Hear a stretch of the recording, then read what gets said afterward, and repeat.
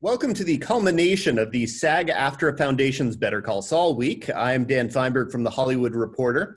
Before we begin, the SAG-AFTRA Foundation has a COVID relief fund that you can get more information about in the comments section below.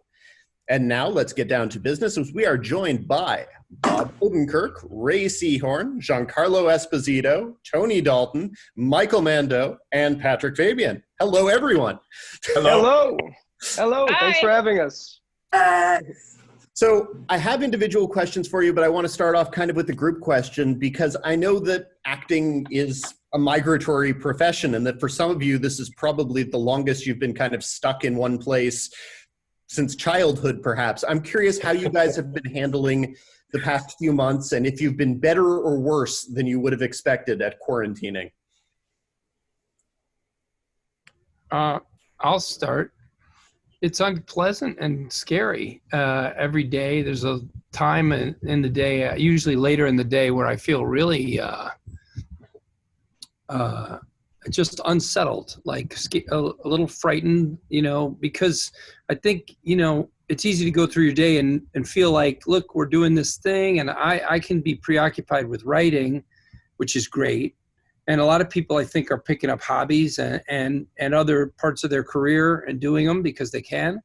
But without a doubt, there's this weird feeling of it's hard to tell if if life's gonna go back to normal as soon as we all hope it will, or if there'll be a new normal that's really kind of unpleasantly different. But I think everybody thinks as soon as we can, we'll just go back to normal and it'll all feel the same. And I can't wait. And that'll be great. And I guess that would be great. But I think part of me thinks that maybe we won't get to go back for some reason.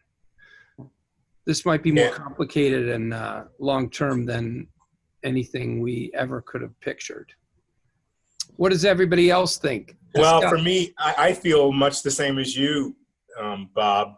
I feel as if, because I am that gypsy that Dan just defined, who hasn't stopped since he was probably in the tent from 9 years old, and it's been intensified in the last 5 years for me. I haven't stopped. So in one way, it's been a godsend for me to reconnect with myself. And in another way, the turbulence of our world with pandemic, with BLM, Black Lives Matter, all lives to me matter. I always have to add that because I feel like I don't take those sides within this place that we call America. But to get to my point, I've tried to find my own core again, and I think maybe this saved my life because I don't think I'd ever stop. I love entertaining. I love dedication to my work. I love doing 5 things at once. This has helped me refocus my energy, and the turbulent time that we're in has also helped me refocus my global consciousness as to what it is that I have to offer. What is my forte? Not to copy anyone else's voice. Is it to spread love and light? Is it to encourage people to go inside and find out how to be human again? What is that? So it's been a good time for a bit, but now I'm getting freaking antsy. And I want to be back with all of you, and I want to be back in front of the camera. I feel like that's the best.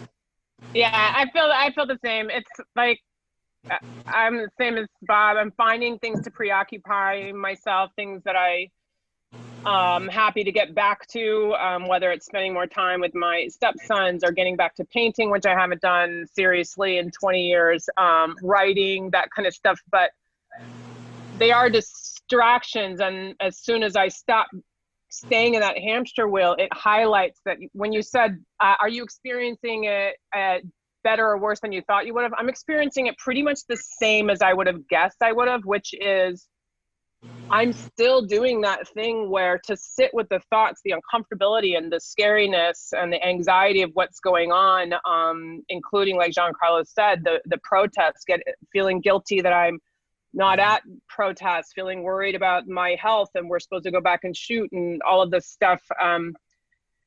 Some of the hobbies and the time spent is peaceful and getting back to my core, and other stuff is just highlighting the fact that that I do struggle as an actor when I'm not allowed to create and produce, that I struggle with my value in the world and my place in the world.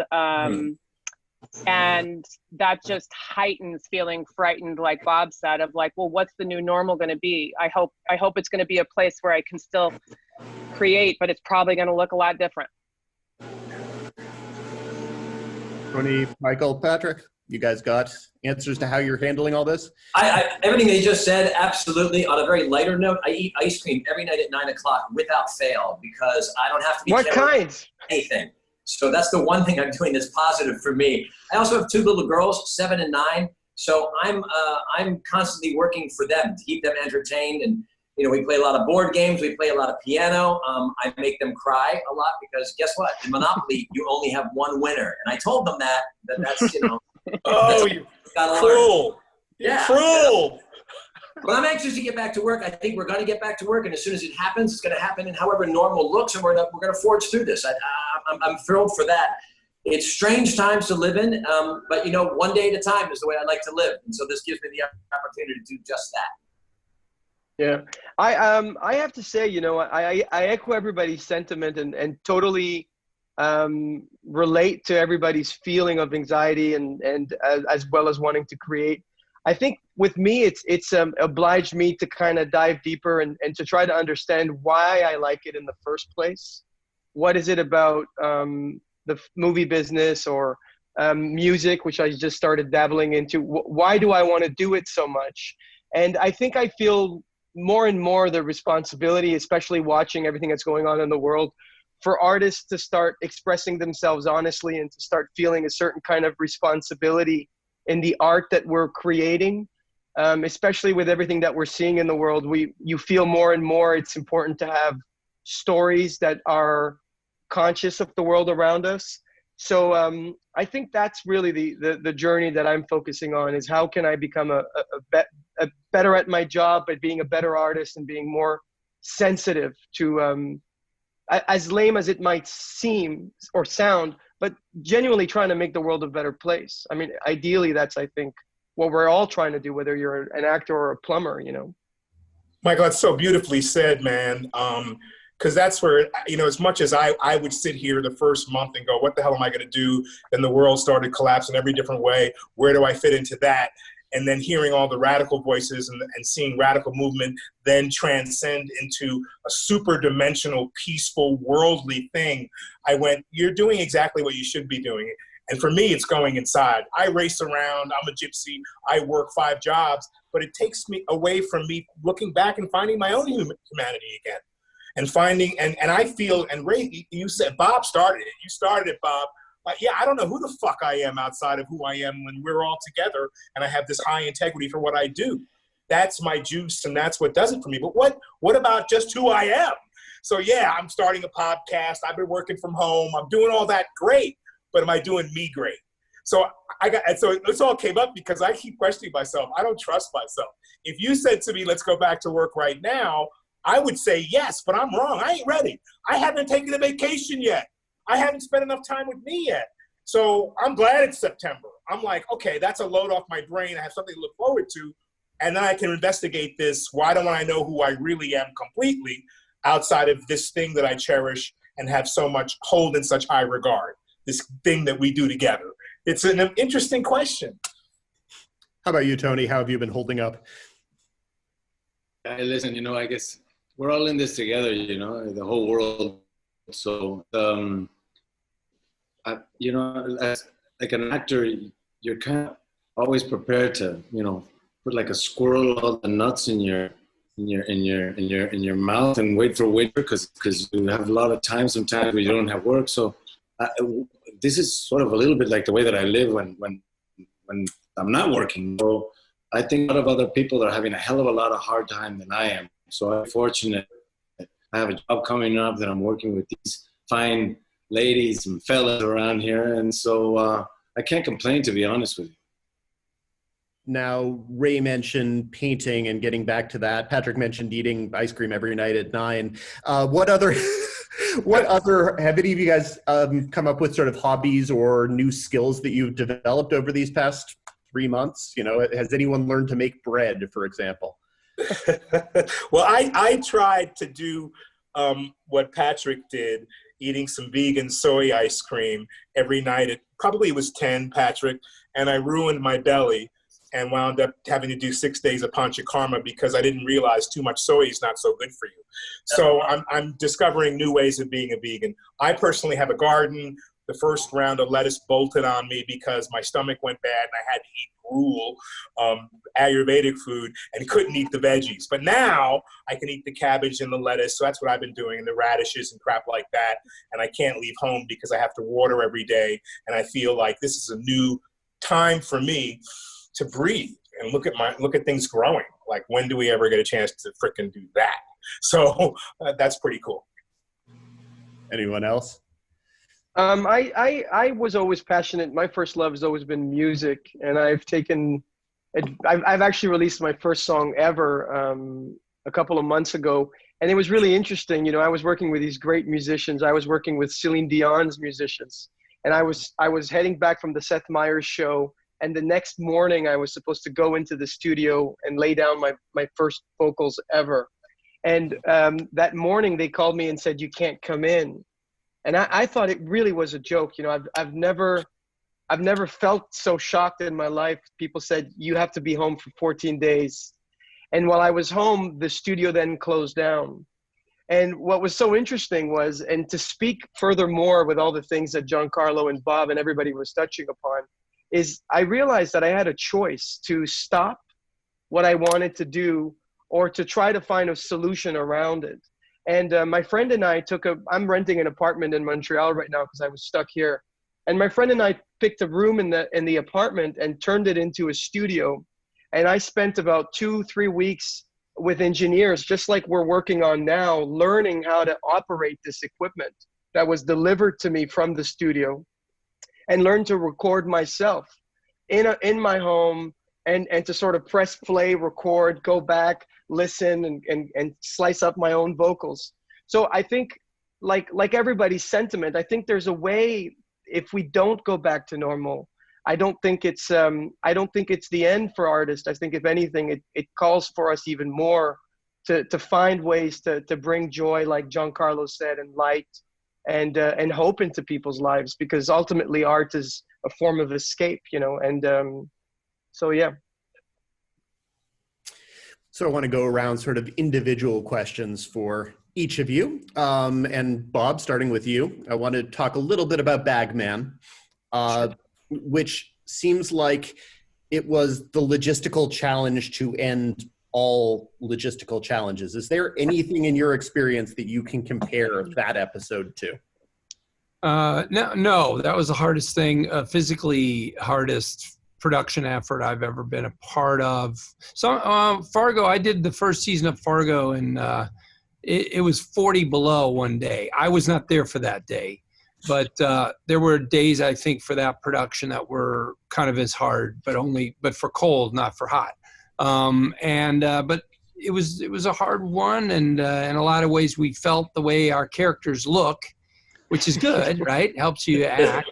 It makes it easy to play that guy because you feel drained and hot and exhausted and at the end of your abilities. So yeah, it worked for us, and it was an adventure. And I love when it gets physically hard. And Vince Gilligan did an amazing job directing, and we could have only done it with him directing because we really needed Sony and AMC to trust us a lot and give us a lot of money, because we spent 18 days making that episode, and most of our directors only get 9 days. But thanks to Vince directing, we were able to give it the time that it needed, and it was an adventure. And I wish Banks was here to complain about it. Where is Jonathan? I just realized he wasn't among us. We missed Jonathan.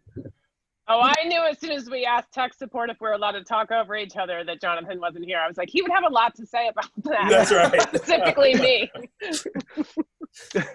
Well, now, Bob, when you and Jonathan come back from an experience like that, and that sort of has become an experience that only the two of you understand in this cast, what kind of stories do you guys tell the rest of the cast? We complain. We whine and complain and tell everybody they don't understand how much we give, and they'll never appreciate how good we are and how selfless and how we did it all for them and they owe us.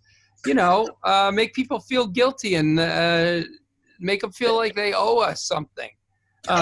We are an amazing group of people. We get along very well. We spend a lot of time together off camera, this group that you're seeing right here.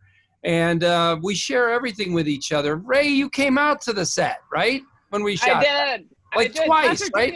Too? Yeah, I did. It was awful. That's ridiculous. Why would you do that? Why would you torture yourself like that? It's insane. Tell everyone why you did that.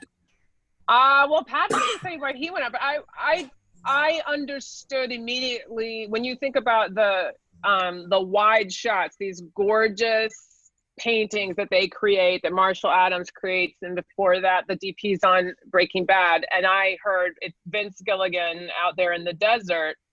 I wanted to go see what these guys were making, and then you're watching Jonathan and Bob act, and that was incredible. I gotta tell you, I could have sat there with the heat longer than I could have sat with the bugs. The biting, unstoppable bugs out there was what drove me to leave. And I can sit for a long time on set. I could not handle it. Wow. I came out to visit him too, but really, honestly, I'll be honest about this, because I knew it was going to be a big episode, very important. I'm still not sure why Howard wasn't in it, but that's a different story, a different interview. But I went out because I wanted to make sure I could document that I was there. So I went out, and honest to God, I got out there, took selfies with Vince, with Jonathan, with Bob, which clearly he remembers. I make a good impression on him. That's good. And then I was there for like 2 hours, and that's all I could take. Howard was done. I'm like, you're out of your mind. And I got out of there quickly. It was graphs, but Well, you guys did a real cool thing that you should maybe talk about that I thought was so cool. There was the whole thing with the dog that you guys. Yeah, we do have a souvenir from the desert. They brought up 9 of them. Yeah, you guys want to tell them? That's where Patrick? those dogs came from, the desert? Really? Yeah, they saw these dogs that were kind of left to die, and they adopted them and realized the dog was pregnant. It was one dog, and they adopted the one dog and realized the dog was pregnant. You want to tell the story, Bob? I thought that was so interesting. I'll let Ray tell it. It's basically there was a dog that had been put out because she was pregnant, and they want her to lose the babies. And she was in a dangerous place, and she came to our set every day for food and water. And then Ray and I and Patrick brought the dog back to our place. You want to tell about it, Ray? Yeah. Ray was there when the babies were born. That's pretty cool. Yeah, that's one of the hobbies I learned. But as soon as Bob came home one day and said there was this pregnant dog that looked really distressed, like not just going to lose the babies, but maybe her own life as well, and kept coming to, even like to just get a second of shade, she kept hiding under the porta potties, which is a desperate move for anyone. But she was, this is Mama. This is the pregnant Mama. Patrick Fabian adopted her. Her name is Lucky. Oh, I love it. Oh. Bob came home and told Patrick and I that this dog was out there in great distress, and that they'd asked everyone if somebody owns her, could help her. No one had any ownership over her. That's the baby. That's the runt of the litter, Star, who's now enormous. Wow. She's huge. Patrick, yeah. Oh my God. Her white is really white. Yeah. They didn't think that one would survive. With visuals, I'm so sorry. I'm glad you did. Patrick, how big is she? What's that? How much does she weigh? 55, I think, at this point. Yeah. Crazy. So Bob came home and said, like, I'm bringing, he goes, well, we can't bring her here though. I mean, what would we do? We're all working. We all work like 12 to 15 hour days. And if we're not, then we're flying home to see our family. Like, clearly we can't do that. I was like, yeah, no, we probably can't. And then he started sending me pictures of her from set. And I was like, oh, she's clearly coming home with and then she arrived, and then Bob and our amazing assistant, Meg Grigorich, and what's the full name of our Jan? I can't think of Jan's last name, from Transpo, who has been a dog birther before. they all dove in and said, we can help whenever she has the babies. And Bob's like, I don't want you to think it's your problem, you know, because Patrick, Bob, and I lived together in the same house in New Mexico when shooting. And yeah, Bob had to go out of town, Meg had to go out of town, and Jan had to go out of town, and Patrick had to go out of town. And the vet said, oh, this dog is probably going to have 2 or 3 babies and they're not due for another week. And I watched those guys pull out of the driveway and I was like, oh, she's clearly having the babies right now with me and I'm going to be alone. And about an hour later, she did. And there were 8 of them and it took 9 hours. Wow. Wow. Was this your first experience with animal midwifery? Absolutely. The woman, Jan, was able to come back, but she had driven so far out of town, it took her a couple of hours to get back. And she came back and helped me get 2 of them out and then left. And then we thought she was done. And then the baby started coming again and Jan couldn't get back in time. So then on speakerphone, she taught me how to get the babies out. And for the most part, they do it themselves if anybody's interested, but then they get tired on like number 4 and then you have to help get the sac out of their lungs and get her to eat the umbilical cord and the thing. And then the dog gets scared and runs around in the yard and leaves them in a bush and you need to go find them. It was very interesting. And I kept FaceTiming Bob screaming like, but they all survived, and there was 2 runts that they didn't think would make it, and Meg Gergerwich got them adopted by people in New Mexico. Every single one of them lived and was healthy, and Patrick took the mom in the runt. Yeah. Bob did a great thing. He did a great thing. Okay, so staying with my individual questions, Ray, Kim has always been a tough nut. But the backbone that she showed in the scenes with Lalo in particular in the home stretch of the season kind of took that to a new level. How surprised were you to get to see her behaving that way? And how surprised do you think she was that she was able to behave that way? Probably an equal amount. And I say that because my job is to track Kim's incremental changes and shifts since day one. And those include tracking her thought process, even when she doesn't speak and it's not readily apparent what she's doing. And when I do that connective tissue, you know, you had that scene where she goes to see him in the prison and she's asking Lalo for his help, which is absurd, but there were no other choices at that point. And with Vince and Gordon, we chose to play her off her game for the first time pretty much ever, not able to stay completely composed. And Tony was so amazing that scene. I was thrilled to finally get to act with him as well. I didn't know that there would be another chance where she approaches him with a very different outcome. So by the time I got to that, it made sense to me that this woman heroically, but also dangerously believes that she can outthink her way and solution herself out of every problem there is. And it's a dangerous thing to be thinking at this point. So when she did it, I wasn't surprised, but I did want to play the moment as though she didn't prepare for what came out of her mouth. I think it was an explosion of digging deep with all of the legal rhetoric she possibly has in her and all of her observational skills about who this man is and what's going on to save the day. But do I think she believes she could do it? I do. And that's why I think she was a lot more on her game in the second time she meets him. And Tony, my favorite thing about Lalo this season is that he's scary and threatening, but he's also capable of being really, really funny as a character. I'm curious what you learned playing him in the past 2 seasons about kind of balancing both the menace, but also this very almost enthusiastic sense of humor that this guy has. Yeah, well, you know, the thing is that, to be clear, there's the episode's so well written that you kind of show up and do your job, but it kind of show you where to go. You know, it's not like you're lost trying to figure it out. And also, I mean, these guys have been doing this for 5 years. You know, I'm the rookie guy here. I'm just, I'm just coattails here. So it's already sort of this language that you just kind of get in there and you see how you can fit in, see what you can do to help the story move a little better. And just be thankful, you know? Now, Michael, talking a bit about the finale in particular, a lot of shows would have explained and spelled out every beat of what Nacho is thinking as he's going through this situation down in Mexico.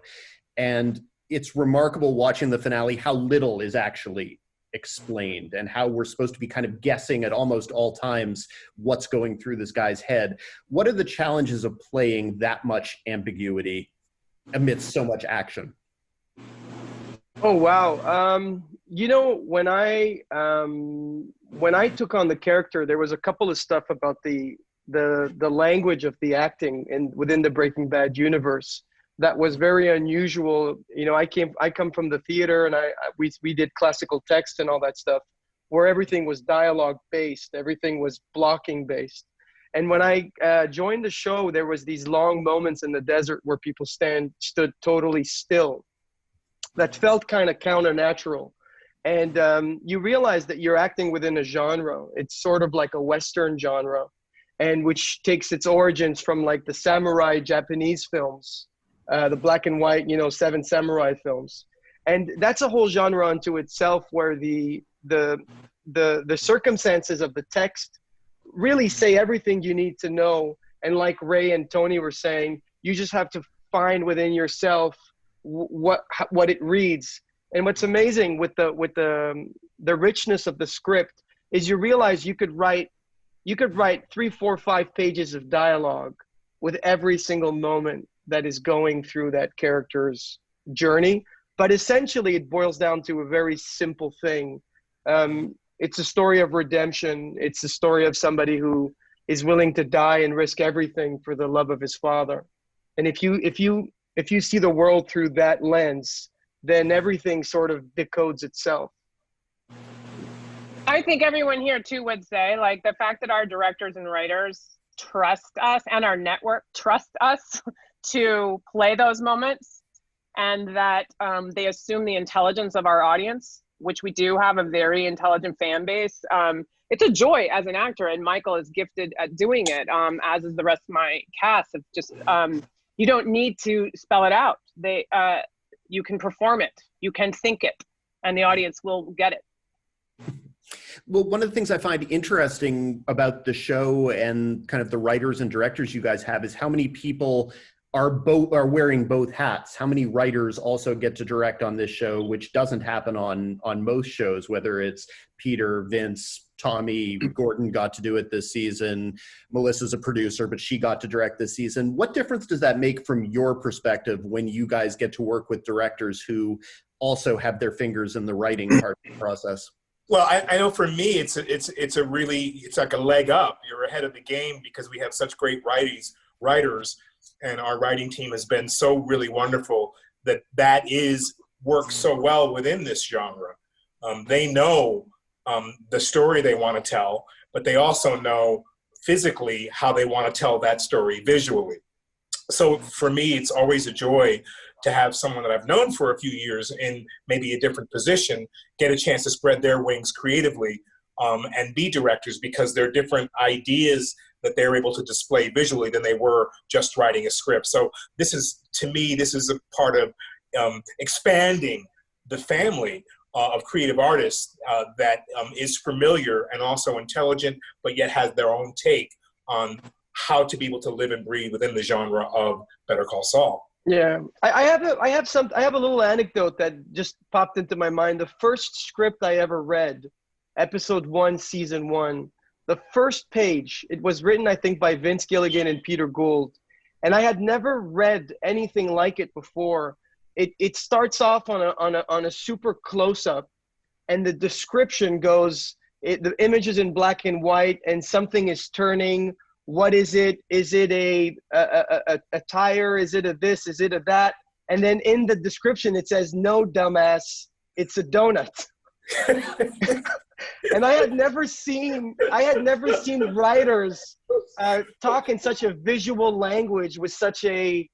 You really felt like they were talking like they were sitting in your living room and describing the visuals to you from moment to moment. And that really was, to me, the beginning of the the revelation of working with these guys who really wrote for cinema. They really wrote for cinema. Anyone else have an answer? So, okay, continue around with the individual questions. Patrick, this is a show that's all about characters in transition and whether we buy the transitions and the changes that people are going through. So how much do you buy Howard's Namaste rebirth this past season? Oh, that's a loaded question. First of all, that's baiting the actor, and it's not fair. But the truth is that I buy it completely because it's completely substantiated in the script and in the way that it's performed. I'll say that as well. And the reason is because from the very beginning of the show, I would say you can make a case that Howard is the only one who has maintained his sense of integrity. He has always sort of done the right thing for HHM, and he has extended his olive branch and his considerable help to both Kim, who's down below me, and to Jimmy, who's over there on my screen. And they both have bit these hands. So what we find with Howard at the end of season 5 is somebody who has been wrecked, thought he killed Chuck, and he has gone through an emotional and a professional wasteland. He has rebuilt himself, and he's rebuilt himself through therapy, which he suggests to Jimmy, who says no. And he's tried to help him with Jimmy, and she says no. And the fact that he happens to have a license plate that says Namaste is merely, not everybody wears their, what's the word I'm looking for? Giancarlo. Hearts on the sleeve. Hearts on the sleeve. No, his meditation, his wholeness. He's kind of a jackass. Enlightenment. But I'll say, he might his enlightenment doesn't come first? Go ahead. His enlightenment doesn't come first, or does it? Is that really true? That's the question here. Because if I have Namaste on my license plate and I cut some fucking body off, how Namaste am I really? And then they're beeping at me and I'm cursing at them and they're going, "Whoa, what about your plate? Oh, that's right. Oh, thanks for reminding me." Could be. So I think Howard actually, he's primed to do whatever the writers have in store for him in season 6. I think, but I mean that seriously. I think you can make a factual argument that Howard has been as true to his character and his through line as anything. He's the only one who actually is behaving sanely in this entire world. And I'm pointing all the way over to you, Michael Mando, and down to you in the corner, Tony. I'd like to think not just trying to do the right thing, Patrick. So is Kim. We're all lawyers for our characters. We all want them to be. Yeah, that's true. We all want them to get off the hook and survive. And I guess in a way, after 5 years, you get so attached to them that you try to. I think you fall in love with them so much and with their cause, and you feel attached. And I think in a way we all do. We all feel sort of kind of protective of our characters, and I think it makes it more fun. Well, that sort of brings me to sort of another group question there. This is a show of anti-heroes, but obviously each of your characters presumably thinks they're the hero in their own narrative. So give me the pitch for how in the final season of Better Call Saul, each of your characters could turn out to be the hero of this story. Jimmy's not. Jimmy, you go. Come on, this character is a jerk. The only thing he could potentially do is after the whole experience at the Cinnabon, decide that he can't live in hiding and come to some terms with the side of himself that's a con man and try to be a better version of himself. What are the chances that Vince Gilligan is going to write that story?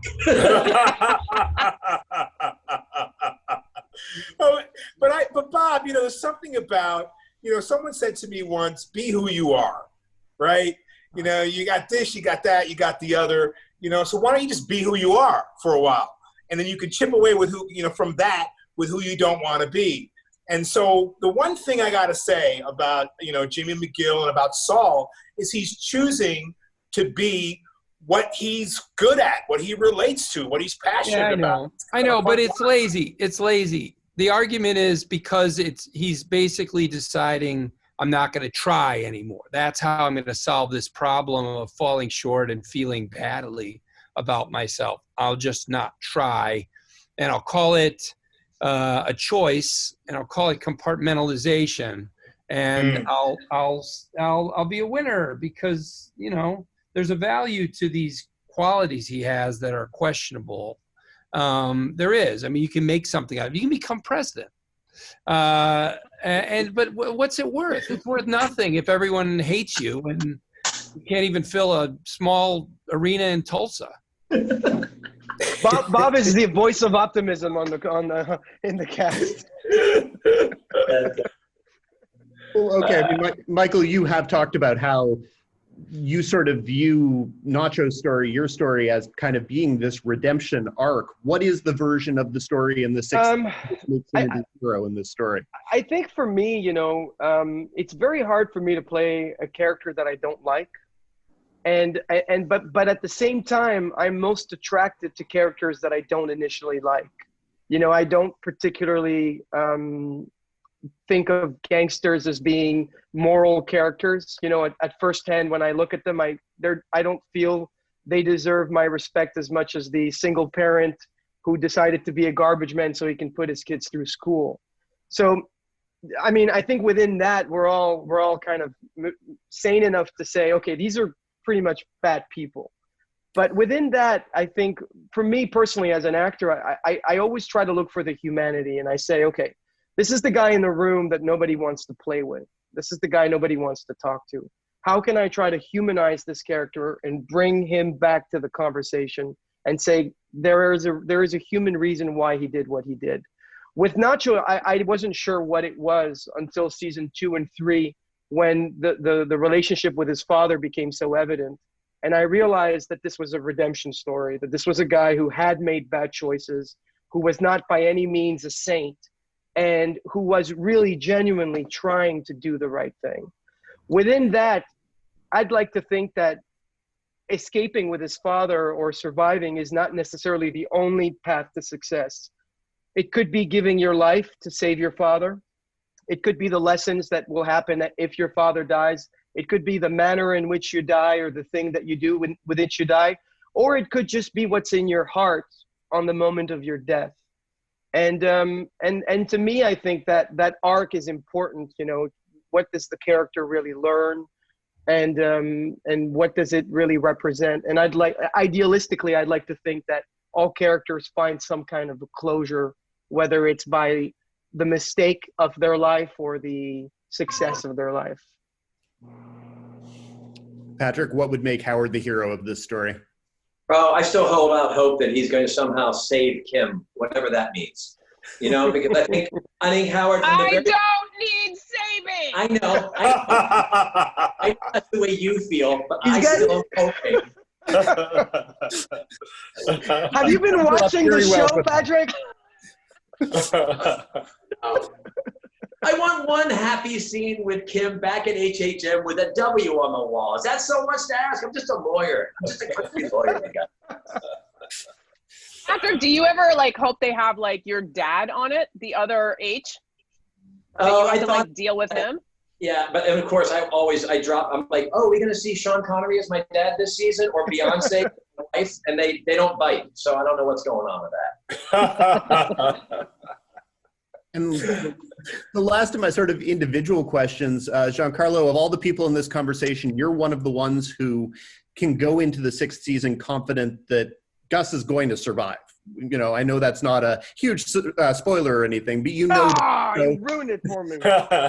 So what is kind of, from your perspective, the suspense that there is around that character going into the final season? Well, it's totally tied to, at this point, the cartel and to Jimmy.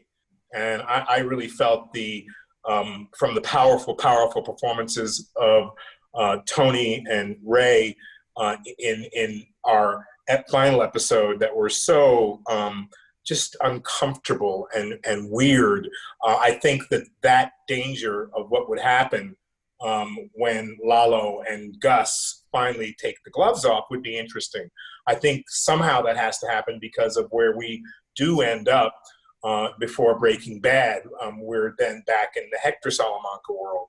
So I would imagine that tension and that edge of this, what could happen in this 4-quadrant character piece that's happening between the cartel and Jimmy and Kim and Lalo, I somehow I can only imagine Gus is going to get in there somehow, and there's going to be some hell to pay with all of our characters. What tantalizes me the most is to see someone who can work his way around the law in such a beautiful, graceful way as what Saul does. To him, working for such a very pointed organization and a very insulated organization that Gus has created. And for him to feel comfortable with him, that's going to be an interesting view. How is he going to feel? We've seen this very uncomfortable end of our season where these two are flirting with absolute darkness. Let's see how much they can take and how much can be dished out.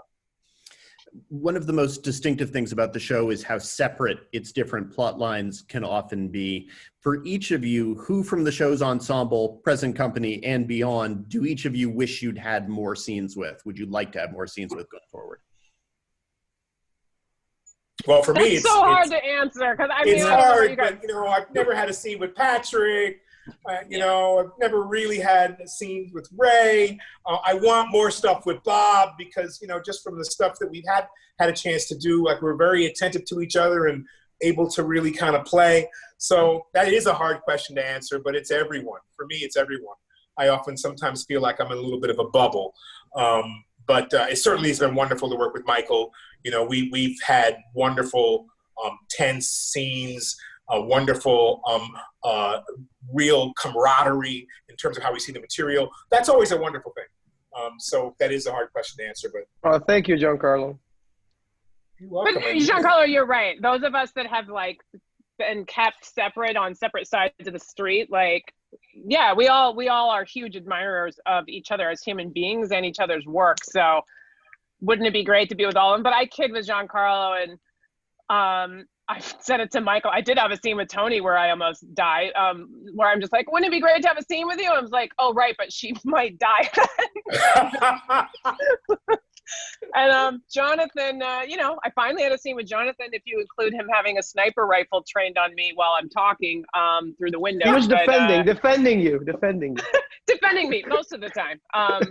But Jonathan and I have had a lot of jokes, thanks, because we're both pretty terse,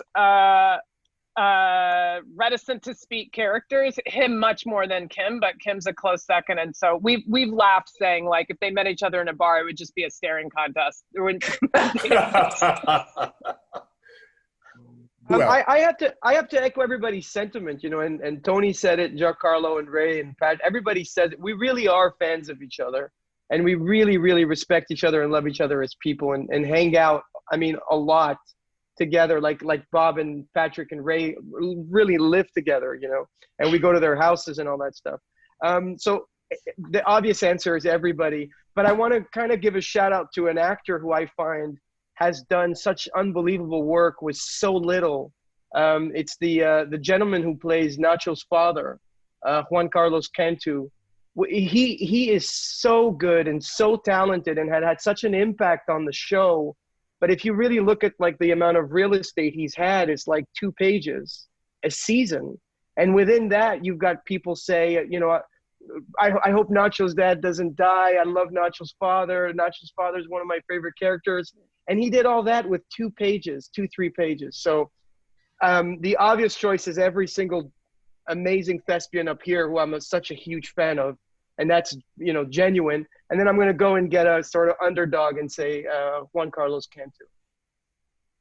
I do want to say I wish I had had a scene with Mark Proksch that played Price, the yellow Humvee driving drug dealer, who's now just killing it on In the Shadows. But that guy is a genius. I wish I had a scene with him. Jared Jeter. He's so funny. How about you, Bob? You got anyone you want to have more scenes with? I get to do scenes with almost everybody, and that's pretty damn great. I mean, I win every day. Whoever I'm with is a great time and a great opportunity. I mean, I haven't really gotten to do a lot with Banks, to be honest with you, until this year. So my answer would have been Banks a year ago or even a few shows ago. But then show 8 hit and we got to spend a lot of time together and really have a great time. But I think Michael Mando and I don't get to do much together yet. We've done a few things, but not too extensive. I requested that, Bob. It'd be cool. It'd be cool to get that cooking again. So I requested that we don't have scenes together. what? I would love to work with you. That's one of the things that I was so disappointed. I was hoping that when our characters would see each other after 4 seasons, that we would really like talk. And that's I remember calling Peter and Vince and being like, I don't understand. Last I see him, and they were just like, not now. So hopefully that would happen. I would love that too. There was a lot of tension in that car. It wasn't really like a moment to say, hey, man, how have you been? Yeah. Well, you only had one ice cream and wasn't thinking of the rest of us. So. Right. That's right. Very How about you, Tony? Do you have anyone you want to have scenes with in the final season? Yeah, I mean, well, everybody, that's a very unfair question. It's like, which one do you prefer? It's like, you prefer everybody. Come on, don't say it. Don't put us in this situation. I mean, I think right now, Patrick Fabian, because I haven't had it. So I'll go with Patrick. And just sort of as a last question, as we head towards the final season of Better Call Saul, on the assumption that, of course, Peter Gould and the writers will surely be watching this Zoom conversation, give me a question or two that each of you have that you really, really would like to see answered in this last season. I'd like to know who Kim is. I don't get it. She's got, for a while, for most of the show, there's been this character who's very upright and working very, very hard consciously to be a upstanding citizen and make progress in this field. And then with these little slip-up moments where she kind of shows another side or has a kind of lets her guard down or something, but it's been very minor. But here and there. And then this last season, especially at the very end, she's like almost evil, and like what the hell who the fuck is she? So I think they got to get to that now. I think they've had a lot of fun teasing it, and that's been great. But now you gotta. Well, I mean, we're running out of show, but they better get to it and tell us what the hell is the screw loose inside Kim. I second that. I'm as equally a fan watching what's going on with her. And people ask me all the time, what's going on with her? And, I don't know. Obviously, I still think she needs being saved. So I have my head on my ass.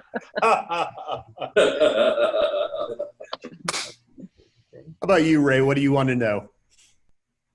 I mean, I'm playing her and obsess over trying to play her better and better and more authentic every season, because when you're handed writing like this, it's just a gift. It's the total gift. So yeah, I have those same questions, and I can't wait to add a few more pieces to the jigsaw puzzle I've been trying to put together.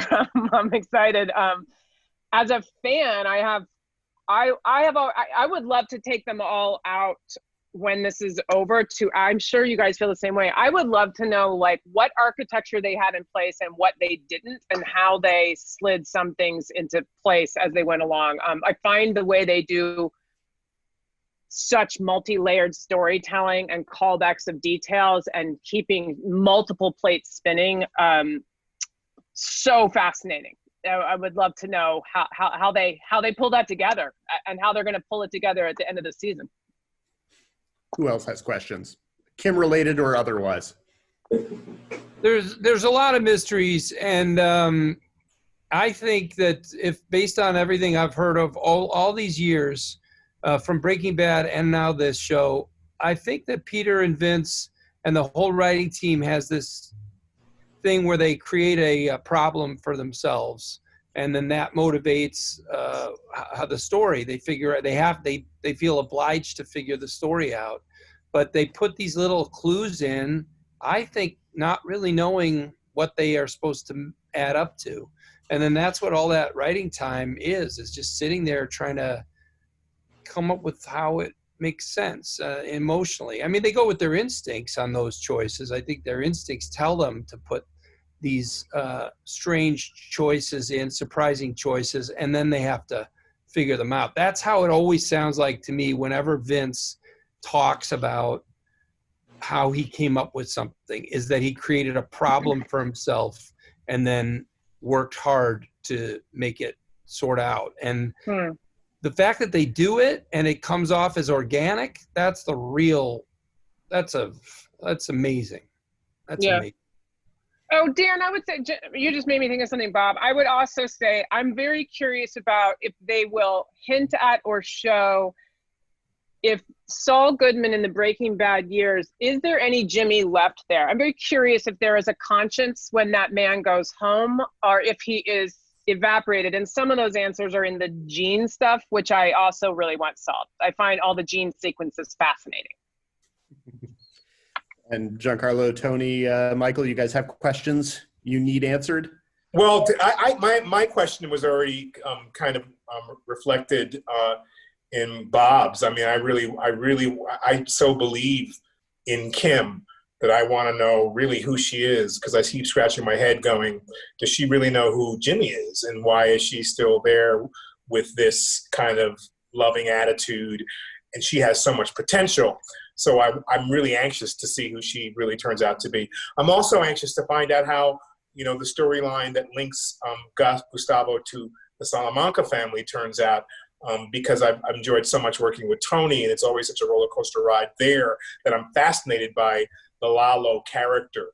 Like, where is this going to go? Because Lalo always seems to me someone who could do what he does so much better. But I think what I love about Lalo is the idea that he loves the delicious taste of blood. And so I think Gus can relate to that. There's something exciting about that. And it's also what I relate to about Jimmy. Like, something about when I see Bob doing Jimmy, it's so exciting. There's a guy who's just really totally comfortable in his own skin. He's fucking way over the top. He knows the law. He's going to get you fucking out. He talks too fast for comfort. He really believes it. He really convinces you. It's like, who the fuck is this guy? It's like a circus act. But it's real, and he's committed to that, and I love enthusiasm in human beings. So I'm anxious to see how the fuck is this guy going to turn out in his new incarnation. But part of us all, so reflective in all of these conversations, is that we all are chameleon-like in our thought form in how we approach characters, and have been given such juicy writing by such great writers. So they, of course, are the first bridge and step to all of this. But it's fascinating, and I'm so grateful to be a part of something that is so organically pure and special, but yet allows room within its visual essence to allow us to play a little bit. It's certainly wonderful. So, yeah, it's been cool. Michael, Tony? Go ahead, Tony. Go ahead. Me? Go. I don't know. And what would I ask Peter? I'd ask them, and Vince, I'd ask them, how does this all end, Kind of like in the Truman Show. I mean, what the hell's going to happen, period? I mean, everything. Just from every single, this next season that's coming, that's it. We're done. What's going to happen? That's it. Michael? Yeah, no, I honestly just echo everybody's sentiment. The Kim's character, the Saul, the Giancarlo, the Lalo character, and for me, of course, the Nacho character and his relationship with his father, and how is that going to end? I think we talk about it so much about how patient these writers are, and how when the season started, most shows that I've seen kind of throw the kitchen sink at it right off the bat. And these guys just sort of pull back the elastic very, very, very slowly. And when they let it go, it just feels like it's going a mile a minute. And for me, the next season is, I know it's going to be fireworks for everybody, and I can't wait to be part of the ride. Excellent. Well, thank you guys all so much for taking the time to chat this afternoon. Thank you, Dan. Thanks for doing a Better Call Saul week. See everybody. It's good to see all of you. Take care. Bye, guys. Bye, everyone.